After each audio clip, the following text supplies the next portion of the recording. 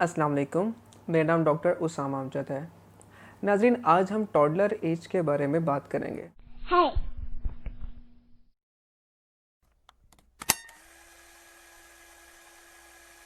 यानी कि बच्चा जब नया नया चलना सीखता है तो उस वक्त बच्चे को क्या क्या मसाइल दरपेश आ सकते हैं। नाज़रीन, टॉडलर एज यानी कि 1 साल से 3 साल तक की उम्र के बच्चे जो अभी नया नया चलना जिन्होंने सीखा होता है, उनको बहुत ज़्यादा सुपरविजन की ज़रूरत होती है। यानी कि माँ बाप को चाहिए कि उन बच्चों को अपनी आंखों के सामने रखें, क्योंकि ऐसे बच्चे घर के अंदर कहीं पे भी अपने लिए कुछ ना कुछ मसाइल पैदा कर सकते हैं।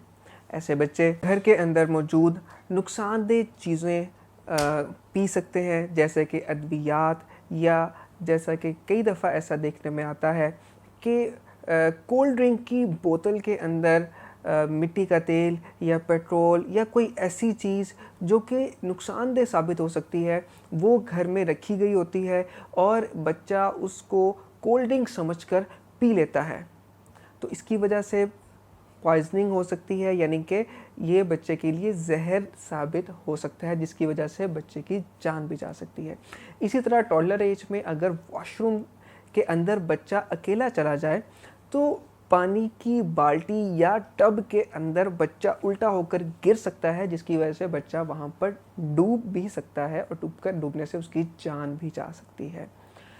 लिहाजा बच्चे को मुकम्मल तौर पर सुपरविजन की ज़रूरत होती है। बाज़ दफ़ा बच्चे अलमारी के अंदर चले जाते हैं और अलमारी का दरवाज़ा बंद कर लेते हैं और वो उनसे फिर खुलता नहीं है। बाज़ दफ़ा बच्चे कमरे के अंदर दरवाज़ा बंद कर लेते हैं और अंदर से फिर उनसे दरवाज़ा नहीं खुलता, तो इस वजह से वो कमरे के अंदर लॉक हो जाते हैं और फिर बड़ी मुश्किल से उन्हें किसी तरीके से निकालना पड़ता है।